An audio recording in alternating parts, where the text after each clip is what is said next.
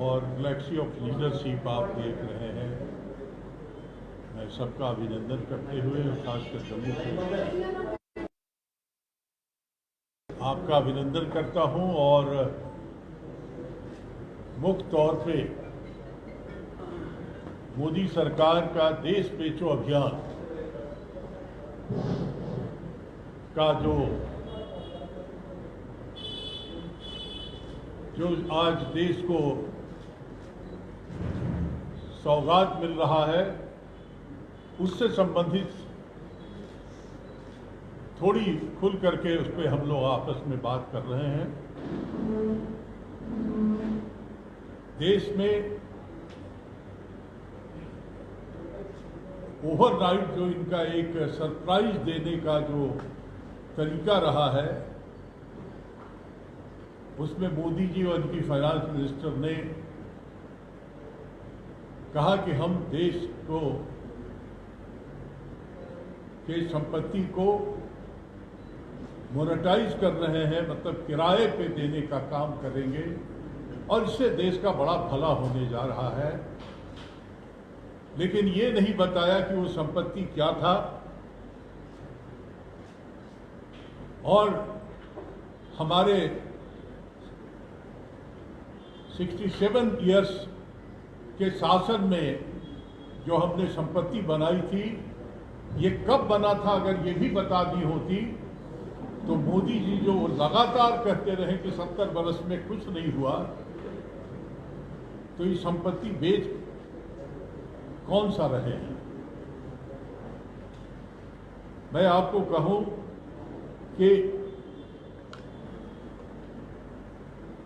देश का ये तमाम संपत्ति को बेचने वाला, औने पौने दाम में बेचने वाला, क्या देशद्रोही नहीं कहा जाएगा। किसने इनको ये अधिकार दिया कि देश की आजादी के बाद अर्जित संपत्ति को भाजपा और देश की प्रधानमंत्री मोदी बेच दें। मैं ये जो स्वरूप देख करके लग रहा है जैसे दुकानों में क्लियरेंस सेल लगा रहता है, उस तरीके से इन्होंने ये संपत्ति को बेचने का घोषणा किया है। और लगता है ऐसे ही है, जो पूरे इनके सूची है बेचने वाले संपत्तियों का, कि आसमान बेचेंगे, जमीन बेचेंगे और पाताल भी बेचेंगे। अगर आप सूची देखें तो हम जो कह रहे हैं वो चरितार्थ हो जाए। सड़क 26,700 kilometre national highway,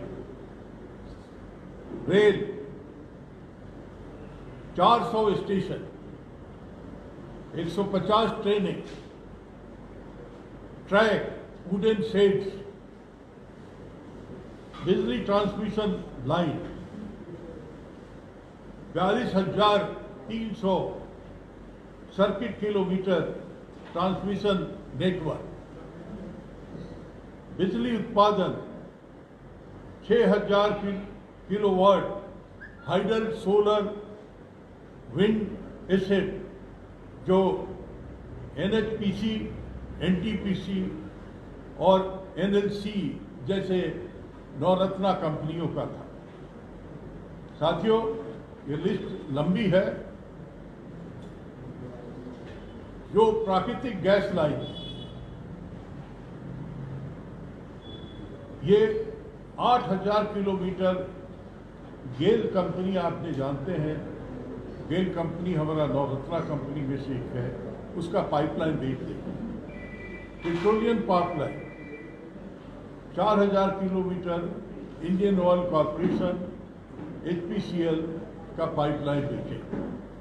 telecom 2.86 kilometre Bharat net, जो हमारा फाइबर का जो बिछा हुआ है जो BSNL और MTNL का था, जो ऑलमोस्ट दोनों कंपनी को इन्होंने बर्बाद कर दिया है, उसको बेचे। यहाँ तक कि आप अभी किसानों की लड़ाई, दुनिया भर में भारत देश के किसानों की लड़ाई है, उनका भी जो 210 लाख मीट्रिक टन का गोदाम जो है, वेयर हाउसिंग, फूड स्टोरेज, ये किनके काम आता है? किसानों के काम आएगा, उसको भी बेच दें। माइनिंग साइड में 160 coal mining project, 160 coal mining project जो, और 761 माइनिंग ब्लॉक जो चल रहा है और जो नया होना है, उसको भी बेच देंगे। आप देख रहे हैं, आकाश बेच ही रहे हैं, एयरपोर्ट बेच रहे हैं, प्लेन बेच रहे हैं, वो तमाम कंपनियां जो देश के लिए आम लोगों से जुड़ा हुआ था, बंदरगाह बेच रहे हैं, 31 प्रोजेक्ट एंड 9 पोर्ट बंदरगाहों का बेच दिया। यहाँ तक कि नेशनल स्टेडियम भी बेच देंगे, 2 नेशनल स्टेडियम भी। क्या इसको आप देश की संपत्ति का एक लूट, सामूहिक लूट नहीं आप कहेंगे? ये लूट है जो मोदी जी के राज में है। सब कुछ बेचना ही जानते हैं मोदी जी, या अपने 7 वर्षों में कुछ बनाया भी? आपको याद होगा, मोदी जी ने 60 महीने मांगे थे, 60 महीने दी, तो 60 महीने देश बनाने के लिए नहीं मांगा था, 60 महीने देश बेचने के लिए मांगा था। और अब नए जुमले, जैसा कि कहा गया कि पहले डीमोनेटाइजेशन से लोगों के पॉकेट के पैसे निकाले, अब मोनेटाइजेशन, मोदी मौद्रीकरण ये शब्द है। अरे आम लोग को समझने वाला मोदी जी भाषा बोले होते कि हम देश का जो 70 साल में अर्जित प्रॉपर्टी है उसको बेच रहे हैं। तो मोनेटाइजेशन, मौद्रीकरण, ये मोदी जी का मौद्रीकरण है। इसका उन्होंने एक नया जुमला के तौर पे उन्होंने शुरू किया है। और ये संपत्ति साथियों 30 साल से 50 साल तक दिया जा रहा है दूसरों को, गोया। और दूसरों को कौन जा रहा है? जितनी संपत्ति अभी तक गई है, चाहे रेल हो, चाहे पोर्ट हो, चाहे माइंस हो, जितना भी पहले इन्होंने बेचा है, वो अपने कुछ मित्रों के हाथ में, ये वही मित्रों के पास जाने वाला है। आप कहते हैं कि हम किराए पे दे दें, 50 साल जो प्रॉपर्टी लेगा, उसको डेवलप करेगा, उस पे अपने बिजनेस को डेवलप करेगा, कमाई को डेवलप करेगा, और कहते हैं कि इसका मालिकाना हमारे पास रहेगा, तो वो पूरा कागज के सिवा कुछ भी नहीं रहेगा। और ये प्रॉपर्टी लौट के कभी हमारे पास आने वाली नहीं है। अगले 10 सरकारों के हाथ में 10 government is not going to be beneficial by this loot. जो पैसा आएगा कि आप 60 लाख करोड़ की प्रॉपर्टी आप 6 लाख करोड़ में लोगों के हाथ में, और ये पैसा, ये कहते हैं कि हम एक नया, कि हम ये पैसा को इंफ्रास्ट्रक्चर डेवलपमेंट में लगाएंगे। आपको याद दिलाना चाहता हूं कि 2019, 2020 और 2021 हर भाषण में इन्होंने कहा कि 100 लाख करोड़ हम देश के इंफ्रास्ट्रक्चर में लगाए, लेकिन एक कौड़ी भी नहीं लगा है आज तक। तो ये 6 लाख करोड़ जो आएगा, वो क्या आपको नहीं लगता है कि मोदी जी का जो प्रधानमंत्री आवास बनना है, सेंट्रल विस्टा बनना है, बुलेट ट्रेन चलना है, और तो और अब दुनिया का सबसे महंगा प्लेन मोदी जी के लिए आ रहा है, जो अमेरिका के एयरफोर्स 1 से भी ज़्यादा एडवांस, इसमें यह पैसा खर्च हो। साथियों, 10 साल में डॉक्टर मनमोहन सिंह के कैबिनेट मिनिस्टर,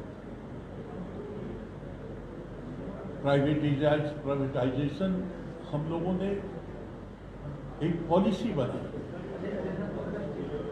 कि हम ऐसा कोई भी प्रतिष्ठान पब्लिक सेक्टर को डिसइन्वेस्ट नहीं करेंगे जो पब्लिक सेक्टर के डिसइन्वेस्टेड होने से प्राइवेट पार्टी का मोनोपोली हो, प्राइवेट पार्टी का मोनोपोली हो। यहाँ तक कि हमने कहा था कि अगर कोई घाटे में भी है इस तरह का जो मोनोपोलाइजेशन को बढ़ावा देगा, तो हम उसको नहीं करेंगे। हमने ये भी कहा था कि जो हमारे स्ट्रैटेजिक इंडस्ट्रीज, जो हमारे आम लोगों से जुड़े हुए सवाल से पब्लिक सेक्टर है, लाइक जैसे रेल को कहा था हम लोगों ने, एक पैसा भाड़ा नहीं बढ़ा है, ऐसा याद कीजिए 10 साल के सरकार, अब तो खैर वो वक्त ही खत्म हो। तो ये तमाम चीज़ों को हमने कहा था कि हम इसको नहीं हम इसको टच करेंगे। मोदी जी ने सबको दरकिनार करके और अंधाधुंध तरीके से मुट्ठी भर मित्रों के लिए ये प्रॉपर्टी बेच रहे हैं। इसके शॉर्टफॉल क्या हो, इनके नतीजे क्या हैं? नतीजा बहुत साफ है, जैसा हमने कहा कि 10 सरकारों को इसका बेनिफिट नहीं है। ये सारे पब्लिक सेक्टर में जो हमारा सोशल कमिटमेंट है, जो संविधान के तहत कमिटमेंट, ST, SC, OBC, इनकी नौकरियां खत्म हो जाएंगी, इनकी नौकरियां खत्म हो जाएंगी, और जो पैसा आएगा ये मोदी जी अपने काल में ही इसको हजम कर रहे हैं। तरीका यही रहा है इनका, ये हजम कर जाए। और ये जो नेशनलाइजेशन इंफ्रास्ट्रक्चर पाइपलाइन, ये इनके पाइप में इतना छेद है कि वो पैसा कहाँ जाएगा, कहीं कोई अकाउंटेबिलिटी नजर नहीं है। इसलिए मैं आपसे कहना चाहता हूं कि हमारे जो सरकार किस तरह से फेल्योर रही है, रोड नहीं चला सकते, ये बिजली नहीं चला सकते, टेलीकॉम नहीं चला सकते, रेल नहीं चला सकते, स्टेडियम नहीं चला सकते, गैस पाइपलाइन नहीं चला सकते, तो ये सरकार नहीं चला पा रही है और नहीं चला सकते हैं, इसलिए इनको सत्ता में रहने का अधिकार नहीं है। साथियों, ये देशव्यापी सभी राजनीतिक दल, क्योंकि पहली बार इतनी बड़ी पॉलिसी न पार्लियामेंट में लाया गया, न किसी स्तर पे इस पर संवाद हुआ, कोई बातें हुई, इसलिए ये जो NMP, नेशनल मॉडर्नाइजेशन पाइपलाइन, ये नया शब्द जो उन्होंने जुमला दिया है, जिसका मौद्रीकरण हिंदी में कहा जाए साफ, तो ये है, इसका एक ही मतलब है कि हम दो, हमारे दो, और बचे हुए देश को बेच दें। इस आधार पे जो मोदी सरकार चल रही है, हम देश के विरासत पर ये हमला